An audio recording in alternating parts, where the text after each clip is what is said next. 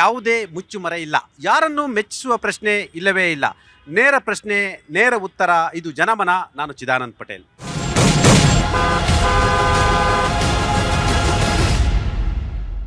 ಕರ್ನಾಟಕದಲ್ಲಿ ಅತಿದೊಡ್ಡ ಅಬಕಾರಿ ಹಗರಣ ನಡೆದಿದೆಯಾ? ಅಬಕಾರಿ ಸಚಿವ RB ತಿಮ್ಮಾಪುರ್ ಅವರು ಅಬಕಾರಿ ಹಗರಣದಲ್ಲಿ ಭಾಗಿಯಾಗಿದ್ದಾರೆ. ಲೋಕಸಭೆಯಲ್ಲಿ ಇದೀಗ MM ನರವಣೆಯವರ ಪುಸ್ತಕದ ಬಗ್ಗೆ ಅತಿದೊಡ್ಡ ಚರ್ಚೆ ಆಗ್ತಿದೆ. ಆ ಮುಖಾಂತರ ಚೀನಾ ನಮ್ಮ ಮೇಲೆ ಗಲ್ವಾರ್ ಗಡಿ ಪ್ರದೇಶದಲ್ಲಿ ಗಡಿ ಅಕ್ರಮ ಮಾಡ್ತಿದ್ರು ಕೂಡ ಅವತ್ತಿನ ಈಗಿನ NDA ಸರ್ಕಾರ ಕಣ್ಣು ಮುಚ್ಚಿಕೊಳ್ತಿತ್ತ. ಲೋಕಸಭೆಯಲ್ಲಿ ಯಾಕೆ ಚರ್ಚೆಗೆ ಬಿಡ್ತಿಲ್ಲ? ಇತ್ತ ಕರ್ನಾಟಕದಲ್ಲಿ ಮನ್ರೇಗಾ ಬಗ್ಗೆ ಚರ್ಚೆ ಮಾಡೋ ಸಂದರ್ಭದಲ್ಲಿ ಅಬಕಾರಿ ಹಗರಣವನ್ನು ಭಾರತೀಯ ಜನತಾ ಪಕ್ಷದವರು ಪ್ರಸ್ತಾಪವನ್ನು ಮಾಡಿದರು. ಅಹೋರಾತ್ರಿ ಧರಣಿಯನ್ನು ಕೂಡ ಮಾಡಿದರು. ಈ ಎಲ್ಲ ವಿಚಾರಗಳ ಬಗ್ಗೆ ನಾವು ಇವತ್ತು ಚರ್ಚೆಯನ್ನು ಮಾಡ್ತಿದ್ದೀವಿ ಜನಮನದಲ್ಲಿ. ಬನ್ನಿ, ನಾನು ಮಾತಾಡ್ತಿರ್ತೀನಿ. ಎಲ್ಲೊಂದು ಕಡೆ ನೀವು 40% ಕಮಿಷನ್ ಅಂತೇಳಿ ಅಧಿಕಾರಕ್ಕೆ ಬಂದ್ರಿ. 40% ಕಮಿಷನ್ ಹೆಸರಿನಲ್ಲಿ ಅಧಿಕಾರಕ್ಕೆ ಬಂದಂಥವ್ರು ನೀವು ಬಹುತೇಕ ಎಲ್ಲ ಇಲಾಖೆಗಳಲ್ಲೂ ಭ್ರಷ್ಟಾಚಾರದ ಆರೋಪ ಕೇಳಿ ಬಂದಿರತಕ್ಕಂಥದ್ದು.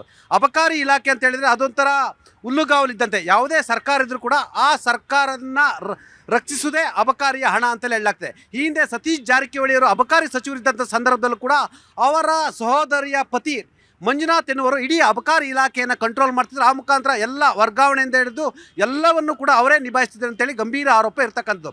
ಹಿಂದೆ CC ಪಾಟೀಲ್ ಅವರು ಕೂಡ ಭಾರತೀಯ ಜನತಾ ಪಕ್ಷ CC ಪಾಟೀಲ್ ಕೂಡ ಅಬಕಾರಿ ಸಚಿವರು. ಅವತ್ತು ಕೂಡ ಈ ರೀತಿಯ ಕಿಕ್ ಬ್ಯಾಕ್ಗಳು ಕೇಳಿ ಬಂದಿತ್ತು. ಇನ್ನು ಗೋಪಾಲಯ್ಯರವರು ಕೂಡ BJP ಸರ್ಕಾರದಲ್ಲಿ ಅಬಕಾರಿ ಸಚಿವರಾಗಿದ್ದರು. ಹಲವಾರು ವಿಡಿಯೋಗಳು ಬಂದು, ಹಲವಾರು ಆಡಿಯೋಗಳು ಬಂದು ನೇರವಾಗಿ ಅವ್ರ ಮೇಲೆ ಕೂಡ ಅಬಕಾರಿ ಇಲಾಖೆಯಲ್ಲಿ ಕಿಕ್ ಬ್ಯಾಕ್ ಆರೋಪ ಬಂತು. ಒಂದು ಮೂಲದ ಪ್ರಕಾರ ಸುಮಾರು 60ರಿಂದ 70 ಬಾರ್ ಲೈಸೆನ್ಸ್ಗಳನ್ನು ಕೂಡ ಅಬಕಾರಿ ಇಲಾಖೆ ಮುಖಾಂತರ ಪರೋಕ್ಷವಾಗಿ ಗೋಪಾಲಯ್ಯನವರು ಪಡೆದಿದ್ದಾರೆ ಅಂತೇಳಿ ಗಂಭೀರ ಆರೋಪ ಕೇಳಿಬಂತು. ಇನ್ನು ಮತ್ತೊಬ್ಬ BJP ಸಚಿವ ನಾಗೇಶ್ವರ ಕಾಲದಲ್ಲೂ ಕೂಡ ಅಬಕಾರಿ ಹಗರಣ ಬಂತು. ಪ್ರೈಮ್ ಮಿನಿಸ್ಟರ್ವರೆಗೂ ದೂರವಾಯಿತು. ನಂತರ ಅವರನ್ನು ಕಿಕ್ ಬ್ಯಾಕ್ ಮಾಡಲಾಯಿತು. ನಂತರ ಅವರಿಗೆ ಅಂಬೇಡ್ಕರ್ ಅಭಿವೃದ್ಧಿ ನಿಗಮದ ಅಧ್ಯಕ್ಷ ಸ್ಥಾನವನ್ನು ಕೂಡ ಕೊಡಲಾಯಿತು. ಇದೀಗ ತಿಮ್ಮಾಪುರ್ ಅವರ ಹೆಸರು ಕೇಳಿ ಬಂದಿರತಕ್ಕಂಥದ್ದು. ತಿಮ್ಮಾಪುರ್ ಮತ್ತು ಅವರ ಪುತ್ರ ಅಬಕಾರಿ ಹಗರಣದಲ್ಲಿ ಭಾಗಿಯಾಗಿದ್ದಾರೆ ಅಂತೇಳಿ ಗಂಭೀರ ಆರೋಪಗಳು, ಹಾಡಿಗಳು ಕೇಳಿ ಬಂದಿರತಕ್ಕಂಥದ್ದು. ಜೇನನ್ನು ಕುಯ್ಯುವವನು ಕೈಯನ್ನು ನೆಕ್ಕದೇ ಇರ್ತಾನೆ ಅನ್ನೋ ರೀತಿಯಲ್ಲಿ ಎಲ್ಲೊಂದು ಕಡೆ RB ತಿಮ್ಮಾಪುರ್ ಅವರು ನಿಮ್ಮ ಸರ್ಕಾರದ ಮಾನ ಮರ್ಯಾದೆ ಎಲ್ಲ ಬೀದಿಗಿಟ್ರಲ್ವಾ? ಸರ್, ನಾವು ಅವರು ಆರೋಪ ಮಾಡ್ತಿದ್ದಾರೆ ಅನ್ನೋ ಮಟ್ಟಿಗೆ ನೋಡಿ, ಇವತ್ತು ನಮ್ಮ ಅಬಕಾರಿ ಸಚಿವರು ಅಷ್ಟು ಗಟ್ಟಿಯಾಗಿ ನಾನು ರಾಜೀನಾಮೆ ಕೊಡಲ್ಲ ಅಂದಾಗಲೇ ಅರ್ಥ ಆಗಬೇಕು ಇವ್ರಿಗೆ ಅವರು ತಪ್ಪು ಮಾಡಿಲ್ಲ. ನೋಡಿ, ಯಾವುದೋ ಇದಕ್ಕೆ ಯಾವುದನ್ನೋ ತಾಳೆ ಮಾಡಿ ಇವರು ಹೇಳೋದು ತಪ್ಪಾಗುತ್ತೆ. RB ತಿಮ್ಮಾಪುರ ಅವರು ತಪ್ಪು ಮಾಡಿದ್ರೆ ಅವರು ಹೇಳಿದ್ರಲ್ಲ ಸದನದಲ್ಲಿ ಸರಿಯಾದ ದಾಖಲೆಗಳನ್ನ ಕೊಡಿ, ನಾನು ರಾಜೀನಾಮೆ ಕೊಡ್ತೀನಿ ಅಂತ ಆನ್ ದ ಫ್ಲೋರ್ ಹೇಳಿದ್ರಲ್ಲ. ಯಾವ ದಾಖಲೆ ಒದಗಿಸಿದ್ದಾರೆ ಸರ್ ಇವರು?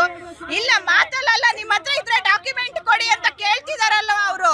ಇವರು ಸುಳ್ಳು ಆರೋಪಗಳನ್ನ ಮಾಡಿ ಸದನದಲ್ಲಿ ಸಮಯವನ್ನ ವ್ಯರ್ಥ ಮಾಡ್ತಾ ಇದ್ದಾರೆ. ವಿರೋಧ ಪಕ್ಷದಲ್ಲಿದ್ದು ವಿರೋಧ ಪಕ್ಷದ ಕೆಲಸ ಮಾಡದೇನೆ ಸುಮ್ಮನೆ ಇಲ್ಲ ಸಲ್ಲದ ಆರೋಪಗಳನ್ನ ಮಾಡ್ಕೊಂಡು ಸಚಿವರುಗಳ ಮೇಲೆ ಈ ತರ ಮಾಡ್ತಿದ್ದಾರೆ. ಅವ್ರ ಹತ್ರ ದಾಖಲೆ ಇದ್ರೆ ಕೊಡ್ಲಿ ಸರ್, ನಾವು ರಾಜೀನಾಮೆ ಕೊಡ್ತಾರೆ ನಮ್ದು. ಇವರು ಅವ್ರಿಗೆ ಆ ಧೈರ್ಯ ಇರೋದ್ರಿಂದನೇ ಇವತ್ತು ಹೇಳ್ತಿದ್ದಾರೆ. ನೋಡಿ, ಇವರು 3 ದಿನ ಅಹೋರಾತ್ರಿ ಧರಣಿ ಅಂತ ಕುತ್ಕೊಂಡು ಸದನದಲ್ಲಿ ಡ್ಯಾನ್ಸ್ ಮಾಡ್ತಾರಂದ್ರೆ ಇವ್ರು ಎಂತ ಒಂದು ಡಿಸಿಪ್ಲಿನ್ ಇಟ್ಕೊಂಡಿದ್ದಾರೆ ಅಂತ ಅರ್ಥ ಆಗುತ್ತೆ ಇವ್ರದ್ದು. ಮೇಡಮ್, ಈ ಹಗರಣದಲ್ಲಿ ಭಾಗಿಯಾಗಿದ್ದಾರೆ ಅಂತೇಳಿ ಗಂಭೀರ ಆರೋಪ ಕೇಳಿ ಬರ್ತಿರ್ತಕ್ಕಂಥದ್ದು. ಅಬಕಾರಿ ಸಚಿವರಾಗಿರ್ತಕ್ಕಂಥ ಪುತ್ರನೇ ಎಲ್ಲ ಡೀಲನ್ನು ಮಾಡ್ತಾರಂತೇಳಿ ಆರೋಪಗಳಿರ್ತಕ್ಕಂಥದ್ದು. ಅಂಥವ್ರನ್ನ ನೀವು ಸಂಪುಟದಲ್ಲಿ ಇಟ್ಕೊಳ್ಳೋ ಮುಖಾಂತರ ಇದು ಸರ್ಕಾರಕ್ಕೂ ಡ್ಯಾಮೇಜು ಮತ್ತು ಪಕ್ಷದ ಇಮೇಜ್ಗೂ ಡ್ಯಾಮೇಜ್ ಅಲ್ವಾ? ಖಂಡಿತ ಇದು ಅಪರಾಧಕ್ಕೆ ದೂರವಾದ ಮಾತು. ನೀವೇನು ಹೇಳ್ತಿದ್ದೀರಾ ಅದು ಖಂಡಿತ ಸುಳ್ಳು. ಏನಕ್ಕೆ ಅಂತ ಹೇಳಿದ್ರೆ, ಇದು ಮನ್ರೇಗಾ ಇದನ್ನ ವಿಷಯನ ನಮ್ಮ ಮುಖ್ಯಮಂತ್ರಿಗಳು ಯಾವಾಗ ಮಾತಾಡಲಿಕ್ಕೆ ಅಸೆಂಬ್ಲಿನಲ್ಲಿ ಸ್ಟಾರ್ಟ್ ಮಾಡಿದ್ರು, ಅದನ್ನು ನೀವು ಚೇಂಜ್ ಮಾಡೋದಕ್ಕೆ ವಿಷಯನ ಡೈವರ್ಟ್ ಮಾಡಲಿಕ್ಕೆ ಅಂತ ಹೇಳಿ ಈ ಥರ ಸ್ಟಾರ್ಟ್ ಮಾಡಿದ್ದು. ನೀವೇನಕ್ಕೆ VBG ರಾಮ್ಜಿ ಅಂತ ಹೆಸರು ಬದಲಾವಣೆ ಮಾಡಿದಿರಾ, ಅದನ್ನು ನಾವಿವತ್ತು ಅಸೆಂಬ್ಲಿನಲ್ಲಿ ಬಿಲ್ ಪಾಸ್ ಮಾಡ್ತೀವಿ ಅಂತ ಹೇಳಿದ ತಕ್ಷಣ ಈ ರೀತಿ ಒಂದು ಸುಳ್ಳು ಆರೋಪನ ಮಾಡೋದಕ್ಕೆ ಈ BJP ಅವರು ಮಾತೇ ಸುಳ್ಳು, ಅವ್ರು ಇರೋದೇ ಸುಳ್ಳು. ಅವ್ರು ಏನು ಹೇಳ್ತಾರೆ ಅದೆಲ್ಲ 100ಕ್ಕೆ 100 ಸುಳ್ಳು. ಅವ್ರು ಹೇಳಿದ್ದಾರೆ, ನಿಜವಾದ ಏನು ಇದಿದೆ ನಿಮ್ಮ ಪತ್ರಗಳಿದೆ ಕೊಡಿ, ನಾನು ರಿಸೈನ್ ಮಾಡ್ತೀನಿ ಅಂತ ಹೇಳಿದ್ದಾರೆ. ನೀವು ಕೊಡಿ ಅಲ್ವಾ, ಮಾಡ್ತಾರೆ ಅವರು. ದಾಖಲೆ ನಾನು ಹಣ ಇಸ್ಕೊಂಡಿದ್ದಕ್ಕೆ, ಕಿಕ್ ಬ್ಯಾಕ್ ಇಸ್ಕೊಂಡಿದ್ದಕ್ಕೆ ದಾಖಲೆ ಕೊಡಿ ಅಂತೇಳಿ ಕೇಳ್ತಾ ಇದ್ದಾರೆ. ನೀವು ದಾಖಲೆ ಕೊಡ್ತಿಲ್ಲ, ಆಡಿಯೋವನ್ನು ಮಾಡ್ತಿದ್ದಾರೆ. ಬಹುತೇಕ ನೀವು ಇವತ್ತಿನ ವಿಪಕ್ಷ ನಾಯಕ ಅಶೋಕ್ ರವರು ಕಂದಾಯ ಸಚಿವರಾಗಿದ್ದರು. ಅವರ ಪರ್ಸನಲ್ ಅಸಿಸ್ಟೆಂಟ್ ಶೃಂಗೇರಿಯವರು ತಹಶೀಲ್ದಾರ್ಗಳು ಮತ್ತು ಎಸಿಗಳ ವರ್ಗಾವಣೆ ವಿಚಾರದಲ್ಲಿ ಪ್ರಸ್ತಾಪವನ್ನು ಮಾಡಿದರು. ಅವತ್ತು ಅಶೋಕ್ ರವರು ರಾಜೀನಾಮೆ ಕೊಡಲಿಲ್ಲ, ಆದರೆ ಇವತ್ತು ಸದನದಲ್ಲಿ ಉಗ್ರವಾದ ಹೋರಾಟವನ್ನು ಮಾಡಿದರು. ಸರ್, ಹೋರಾಟ ಅನ್ನೋದು ಪ್ರತಿನಿತ್ಯ ಮಾಡ್ತಾನೆ ಇರ್ಬೇಕು ಸರ್. ಜೊತೆಗೆ ನೋಡಿ, ರಾಜ್ಯ ಸರ್ಕಾರದಲ್ಲಿ ಏನು ಅಂದ್ರೆ ಈಗ ತಿಮ್ಮಾಪುರ ಒಬ್ಬರೇ ಲಂಚ ತಿಂತಲ್ಲ ಸರ್, ಸಾಕಷ್ಟು ಮಂತ್ರಿಗಳು ತಿಂತಿದ್ದಾರೆ. ಇವರಿಗೆ ಅಬಕಾರಿ ಇಲಾಖೆಯಿಂದ ಎಲ್ಲರಿಗೂ ಶೇರ್ ಹೋಗ್ತಿರ್ಬೇಕು. ಅದೇ ಕಾರಣಕ್ಕೆ ಇವ್ರು ರಾಜೀನಾಮೆ ಕೊಡ್ತಿಲ್ಲ. ಯಾವ ಸರ್, ಇವ್ರ ನಾಚಿಕೆ ಮಾನ ಮರ್ಯಾದೆ ಇಲ್ವಾ ರಾಜ್ಯ ಸರ್ಕಾರಕ್ಕೆ? ಈಗ ನೋಡಿ ಅಧಿಕಾರಿಗಳು ಸರ್, ಈಗ ಮೊನ್ನೆ ನೋಡ್ರಿ ಅವ್ರ DC ಜಗದೀಶ್ ಅವ್ರು ಸರ್, ಅವರು ತನಿಖೆಗೆ ಹೋದ್ರಲ್ವಾ ಸರ್, ಅದೇ ರೀತಿ ತಿಮ್ಮಾಪುರ ಅವರು ತನಿಖೆಗೆ ಹೋಗ್ಬೇಕು. ಇವ್ರು ಒಂದು ವೇಳೆ ಏನಾದ್ರು ಸಾಬೀತಿಲ್ಲ ಅಂದ್ರೆ ರಿಲೀಫ್ ಆಗ್ತಾರಲ್ಲ, ಇವ್ರು ಯಾಕೆ ಹಿಂಗೆಲ್ಲ ಮಾಡ್ತಿದ್ದಾರೆ? ತಾಕತ್ತಿದ್ರೆ ರಾಜೀನಾಮೆ ಕೊಡಿ. ಶ್ರೀರಾಮುಲುರವರು ಮಂತ್ರಿ ಆಗಿದ್ರು. ಶ್ರೀರಾಮುಲುರವರ ಆಪ್ತ ಸಹಾಯಕನು ಕೂಡ ಹಲವಾರು ಜನರಿಂದ ವರ್ಗಾವಣೆ ವಿಚಾರದಲ್ಲಿ ಹಣವನ್ನ ಪಡೆದ. ಅವತ್ತು ಕೂಡ ಶ್ರೀರಾಮುಲುರವರ ಹೆಸರು ಕೇಳಿ ಬಂತು, ಅಶೋಕ್ ರವರ ಹೆಸರು ಕೇಳಿ ಬಂತು. ಯಾಕೆ ಅವರು ರಾಜೀನಾಮೆ ಕೊಡ್ಲಿಲ್ಲ? ಎಲ್ಲರೂ ಒಂದೇ ಕುಟುಂಬದ ಸದಸ್ಯರ ಹಣ ಹೊಡೆಯೋದ್ರಲ್ಲಿ ಕಾಂಗ್ರೆಸ್ ಅವರು ಒಳ್ಳೆ ಆಡಳಿತ ಕೊಡ್ತಾರೆ, ಸ್ವಚ್ಛ ಆಡಳಿತ ಕೊಡ್ತಾರೆ, ₹1 ಮುಟ್ಟಲ್ಲ ಅಂತ ಹೇಳ್ಬಿಟ್ಟು 136 ಕೊಟ್ರು. ಇವತ್ತು ಬೇಲಿನೇ ಎದ್ದಿ ಹೊಲ ಮೇಯ್ತಾ ಇರ್ತಕ್ಕಂಥದ್ದು ಈ ಕಾಂಗ್ರೆಸ್ ಸರ್ಕಾರ. ಒಂದು ಇಲಾಖೆಲಲ್ಲ, ಎಲ್ಲ ಇಲಾಖೆಲೂ ಪ್ರತಿನಿತ್ಯ ಒಂದಲ್ಲ ಒಂದು ಹಗರಣ ಈಚೆಗೆ ಬರ್ತಲ್ಲ ಐತೆ. ಇವತ್ತು DC ಆದ ಜಗದೀಶ್ ನಾಯಕ್ ಹೇಳ್ತಾ ಇದಾರೆ, ನಾವು ಮಿನಿಸ್ಟ್ರಿಗೂ ಕೂಡ ಇದ್ರಲ್ಲಿ ಪಾಲಿದೆ ಅಂತ ಹೇಳ್ಬಿಟ್ಟು 1 ಕ್ವಾರ್ಟರ್ ಪರ್ಮಿಷನ್ ತಗೊಳಕ್ಕೆ 1 ಕೋಟಿ ದುಡ್ಡನ್ನ ಡೀಲ್ ಮಾಡ್ತಾರೆ ಅಂದ್ರೆ ಈ ಸರ್ಕಾರಕ್ಕೆ ಮಾನ ಮರ್ಯಾದೆ ಇದೆಯಾ? ಇವರು ಮಾನ ಮರ್ಯಾದೆ ಇಲ್ಲದ ಸರ್ಕಾರ ಸರ್. ಇವ್ರಿಗೆ ಏನ್ ಬೇಕು, ಬೆಳಗ್ಗೆ ದುಡ್ಡು ಬೇಕಷ್ಟೇ, ಯಾವುದೇ ರೀತಿಯ ಅಭಿವೃದ್ಧಿ ಕೆಲಸ ಬೇಕಾಗಿಲ್ಲ. ದಿನ ಬೆಳಗಾದ್ರೆ ಮಾಜಿ ಸ್ಪೀಕರ್ ರಮೇಶ್ ಕುಮಾರ್ ಹೇಳ್ತಾ ಇದ್ರು, ಕಾಂಗ್ರೆಸ್ ಅವ್ರು 3 ತಲೆಮಾರು ಮಾಡ್ಕೊಂತಾರೆ ಅಂತ. ಇವತ್ತು ಕೂಡ ಸತ್ಯ ಆಗ್ತಾ ಇದೆ. ಕಾಂಗ್ರೆಸ್ ಅವ್ರು ಮಾಡಿದ್ರೆ 3 ತಲೆಮಾರು ಅಷ್ಟು ಮಾಡ್ತಾರೆ ಅಂತ ಹೇಳ್ಬಿಟ್ಟು ಇವತ್ತು ಅಬಕಾರಿ ಹಗರಣದಿಂದ ಇಡೀ ರಾಜ್ಯಕ್ಕೆ ಗೊತ್ತಾಗ್ತಾ ಇದೆ.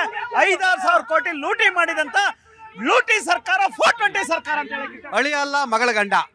ಭ್ರಷ್ಟಾಚಾರದ ವಿಚಾರದಲ್ಲಿ ಯಾವುದೇ ಸರ್ಕಾರ ಇರ್ಬೋದು, ಅಬಕಾರಿ ಸಚಿವರು ಯಾರೆಲ್ಲ ಆಗಿದ್ದಾರೆ, ಸತೀಶ್ ಜಾರಕಿಹೊಳಿ ಅಬಕಾರಿ ಸಚಿವರಾದರೂ ಕೂಡ ಅವ್ರ ಇಡೀ ಇಲಾಖೆಯನ್ನ ಅವರ ಬಾಮೈದ ಮಂಜುನಾಥ್ರವ್ರು ನಿರ್ವಹಣೆ ಮಾಡ್ತಾ ಇದ್ರು. ಅಂದ್ರೆ ಅರ್ಥ ಮಾಡ್ಕೊಳ್ಳಿ, ಈ ಅಬಕಾರಿ ಇಲಾಖೆ ಅನ್ನೋದು ಯಾವುದೇ ಸಚಿವರುಗಳಿಗೆ ಅತಿ ಹೆಚ್ಚು ಹಣ ಮಾಡ್ಕೊಳ್ತಕ್ಕಂಥ ಒಂದು ಕೇಂದ್ರ ಅಲ್ವಾ? ಖಂಡಿತ ಸರ್, ಖಂಡಿತ ನಾವು ಹೇಳ್ತೀವಿ ಅದನ್ನೇ. ಭ್ರಷ್ಟಾಚಾರದ ಪಿತಾಮಹ ಯಾರು ಇತ್ತು ಅಂದ್ರೆ ಕಾಂಗ್ರೆಸ್ ಸರ್ಕಾರ ಅಂತ ಹೇಳ್ತೀನಿ.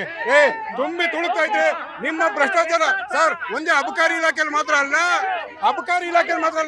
ಮೊನ್ನೆ ಪೊಲೀಸ್ ಇನ್ಸ್ಪೆಕ್ಟರ್ ವರ್ಗಾವಣೆಗಳು, ಆ ಒಬ್ಬ ಪೊಲೀಸ್ ಇನ್ಸ್ಪೆಕ್ಟರ್ ಹೇಳ್ತಾರೆ ಬಿಜೆಪಿ ಬಿ ಟೀಮ್, ಈ ಗಂಡಸಿ ಬಿಜೆಪಿ ಬಿ ಟೀಮ್, ಅವರು ಬಿಜೆಪಿಯ ಬಿ ಟೀಮ್ ವ್ಯಕ್ತಿ. ಪೊಲೀಸ್ ಇನ್ಸ್ಪೆಕ್ಟರ್ ಹೇಳ್ತಾರೆ ನಾನು ದುಡ್ಡು ಕೊಟ್ಟು ಬಂದಿದ್ದೀನಿ ಅಂತ ಹೇಳ್ಬಿಟ್ಟು ಲಂಚನ ನೇರವಾಗಿ ಗಂಡಸಿಗೆ ಹಾಕೊಂತಾನೆ. ಇನ್ನೇನ್ರಿ ಬೇಕು? ನಿಮ್ ಸರ್ಕಾರದಲ್ಲಿ ಇನ್ನೆಷ್ಟು ಭ್ರಷ್ಟಾಚಾರ ನಡೀಬೇಕು? ಜನಗಳು ಬೀದಿಗೆ ಬರ್ತಾ ಇದ್ದಾರೆ ನಿಮ್ಮ ಭ್ರಷ್ಟಾಚಾರದಿಂದ, ತಿಳ್ಕೊಳ್ಳಿ. ಕಾಂಗ್ರೆಸ್ ಅವರಿಗೆ 2 ಪಕ್ಷದ ನಾಯಕರುಗಳಿಗೆ ಸದನದಲ್ಲಿ ಸೌಜನ್ಯವಾಗಿ ಗೌರವಯುತದಿಂದ ಸಾರ್ವಜನಿಕರು ನೋಡ್ತಾ ಇರ್ತಾರೆ, ಒಂದು ಜ್ಞಾನಮಾನ ಇಲ್ಲ. ನೆನೆ ದಿವಸ ಶಿವಲಿಂಗೇಗೌಡರು ಎಂತೆಂತ ಮಾತುಗಳಂತ ಅಂದ್ರು. ಇವ್ 2 ಪಕ್ಷದವರಿಗೆ ಮಾನ ಮರ್ಯಾದೆ ಏನೂ ಇಲ್ಲ. ಆ ಶಿವಲಿಂಗೇಗೌಡರು ಹೇಳ್ತಾರೆ ಮಾನ ಮರ್ಯಾದೆ ಐತೆ ನಿಮ್ಗೆ ಅಂತ. ಹಿಂಗೆ ಫಸ್ಟ್ ಮಾನ ಮರ್ಯಾದೆ ಇಲ್ಲ. ಒಬ್ಬ ಶಾಸಕನಾಗಿ ನಮ್ಮ ಕ್ಷೇತ್ರದ ಜನ ನೋಡ್ತಾ ಇರ್ತಾರೆ, ಇಡೀ ರಾಜ್ಯದ ಜನ ಶಾಸಕರು ನೋಡ್ತಾರೆ ಅಂತ ಒಂದು ಪರಿಜ್ಞಾನನೂ ಇಲ್ಲ ಇವ್ರಿಗೆ. ಅಲ್ಲ ರೀ, ಪ್ರಚೋದನೆ ಮಾಡಿದ್ಯಾರು? ಕೊಬ್ಬರಿ ಕಳ್ಳ ಅಂತ ಹೇಳಿದ್ಯಾರು? ತೆಂಗಿನಕಾಯಿ ಕಳ್ಳ ಅಂತ ಹೇಳಿದ್ದು ಯಾಕ್ರಿ ಹೇಳ್ತಾರೆ? ಯಾರು ಬಳೆ ತೊಟ್ಕೊಂಡಿಲ್ಲ, ಅವ್ರಿಗೂ ರೋಷ ಇರುತ್ತೆ. ತಪ್ಪು ಮಾಡಿಲ್ಲ ಅಂದ್ರೆ ರೋಷ ಇರುತ್ತೆ ಸರ್. ಈ ಹಿಂದಿನೆಲ್ಲ ಅಶೋಕರು ಹಿಂದೆ ಆಮೇಲೆ ಆರೋಪ ಬಂದವರು PA ರಾಮುಲು ಇದ್ದರು ಅಂತ. ನಿಮಗೆ ಯಡಿಯೂರಪ್ಪ ಮುಖ್ಯಮಂತ್ರಿ ಸಂದರ್ಭದಲ್ಲಿ ವಿಜೇಂದ್ರ ಮೇಲೆ ಗಂಭೀರ ಆರೋಪಗಳು ಬಂತು. ಎಲ್ಲರೂ ಕೂಡ ಒಂದೇ ಕುಟುಂಬದ ಸದಸ್ಯರಲ್ವ ಈ ವಿಚಾರದಲ್ಲಿ? ಸರ್ ನೋಡಿ, ಈಗ ಒಂದು ನೇರವಾಗಿ ಹೇಳ್ಬೇಕು ಅಂತಂದ್ರೆ 2 ಪಕ್ಷದಲ್ಲಿ ಇವತ್ತರೆಗೂ ಎರಡು ಕಾಂಗ್ರೆಸ್ ಆಗ್ಲೂ BJPನಲ್ಲೂ 2 ಪಕ್ಷದಲ್ಲಿ ಭ್ರಷ್ಟಾಚಾರ ತುಂಡಾಡ್ತಾ ಇರ್ಬೇಕಾದಾಗ ಯಾರಾನೋ ಈ ಪಕ್ಷದವ್ರು ಆ ಪಕ್ಷದವ್ರನ್ನ ಅರೆಸ್ಟ್ ಮಾಡವ್ರ, ಆ ಪಕ್ಷದಲ್ಲಿರೋರು ಏನಾದ್ರೂ ಇವ್ರನ್ನ ಅರೆಸ್ಟ್ ಮಾಡಿದಾರ? ಇವತ್ತು ಅರೆಸ್ಟ್ ಆಗ್ತಾ ಇರೋದು ಸಾರ್ವಜನಿಕರು ಒದ್ದಾಡ್ತಾ ಇದ್ದಾರೆ. ಇದ್ರ ಬಗ್ಗೆ 2 ಪಕ್ಷದವರು ಮಾತಾಡ್ತಾ ಇಲ್ಲ. ಇವತ್ತು ಇದೇ ಗೋಪಾಲಯ್ಯನವರು ಅಬಕಾರಿ ಮಿನಿಸ್ಟರ್ ಆದಾಗ ದುಡ್ಡು ಮಾಡಿಲ್ವಾ, ಲೂಟಿ ಮಾಡಿಲ್ವಾ? ಇವ್ರು ಏನಾದ್ರು ಗೋಪಾಲಯ್ಯನ ಬಗ್ಗೆ ಇವ್ರು ಏನಾದ್ರು ಮಾತಾಡಿದ್ರೆ ಕಾಂಗ್ರೆಸ್ ಅವರು, ಇವ್ರೀಗ ಇದ್ರ ಬಗ್ಗೆ ಮಾತಾಡ್ತಾ ಇದಾರೆ. ಕಾಂಗ್ರೆಸ್ ಅವ್ರಿಗೂ ನಾಚಿಕೆ ಆಗ್ಬೇಕು, BJP ಅವ್ರಿಗೂ ನಾಚಿಕೆ ಆಗ್ಬೇಕು. ಇವರಿಬ್ರು 2 ಸರ್ಕಾರ. ಗೋಪಾಲಯ್ಯ ಅವರ ಮೇಲೆ ಅಬಕಾರಿ ಹಗರಣದ ಆರೋಪ ಬಂದಾಗ ಯಾಕೆ ಸ್ವಾಮಿ ರಾಜೀನಾಮೆ ತಗೊಳ್ಳಿಲ್ಲ ಸ್ವಾಮಿ? ಮತ್ತೆ ನಿಮಗೆ ಕಾಕಂಬಿ ಮಾರಾಟ ಗೊತ್ತಲ್ಲ, ಅದು ಅಕ್ರಮ ಮಾರಾಟ ಇತ್ತು, ದಾಖಲಾತಿ ಕೂಡ ಹೊರಗೆ ಬಂತು. ಯಾಕೆ ಸರ್ ನೀವು ಅವತ್ತು ಅವ್ರನ್ನ ರಾಜೀನಾಮೆ ತೆಗೆದುಕೊಳ್ಳೇ ಇಲ್ಲಲ್ಲ ಸರ್? ನೀವು ಪ್ರೂವ್ ಆಗ್ಬೇಕಲ್ವಾ ಸರ್? ಕಾಕಂಬಿದ ದಾಖಲೆಗಳಿದ್ವಲ್ಲ, ಕೋರ್ಟ್ಗೆ ಹೋಗ್ಬೇಕಾಯ್ತಲ್ಲ ಇವರು. ಯಾಕೆ ಹೋಗಿಲ್ಲ ಇವ್ರುಗಳು? ಯಾಕ್ರಿ ಹೋಗಿಲ್ಲ ಇವರು? ಕೋರ್ಟ್ಗೆ ಯಾಕೆ ಹೋಗಿಲ್ಲ? ಅವ್ರು ಕೋರ್ಟಿಗೆ ಹೋಗಿಲ್ಲ, ನಾವು ರಾಜೀನಾಮೆ ಕೊಟ್ಟಿಲ್ಲ ಅಂತ. ಇಬ್ರು ಎರಡು ಪಕ್ಷದವ್ರು ಯಾರು ಕೋರ್ಟ್ಗೆ ಹೋಗಲ್ಲ. ಜನಗಳನ್ನ ಮೂರ್ಖರನ್ನಾಗಿ ಮಾಡ್ತಾ ಇದಾರೆ. ಜನಗಳನ್ನ ಇವತ್ತಿನ ದಿನ ಜನಕ್ಕೋಸ್ಕರ ಒಂದು ಮಾಡ್ತಾ ಇಲ್ಲ ಇವರು. ಎರಡು ಪಕ್ಷಗಳು ಏನ್ರಿ ಮಾಡ್ತಾ ಇದಾರೆ ಜನಕ್ಕೋಸ್ಕರ. ಯಾರನ್ನ ಒಬ್ರು ಅಸೆಂಬ್ಲಿನಲ್ಲಿ ನಿಂತ್ಕೊಂಡು ಅಶೋಕ್ ಡ್ಯಾನ್ಸ್ ಮಾಡ್ತಾ ಇದ್ರೆ ಶಿವಲಿಂಗೇಗೌಡರು ಬೈತಾರೆ.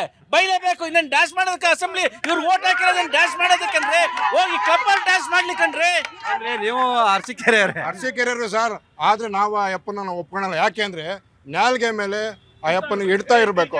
ಸದನದಲ್ಲಿ ಮಾತಾಡ್ಬೇಕಾದ್ರೆ ಹೆಣ್ಮಕ್ಳು ನೋಡ್ತಿರ್ತಾರೆ, ಮಕ್ಕಳು ವಿದ್ಯಾವಂತರು ನೋಡ್ತಾ ಇರ್ತಾರೆ, ಅದನ್ನ ಚರ್ಚೆ ಮಾಡ್ಬೇಕು.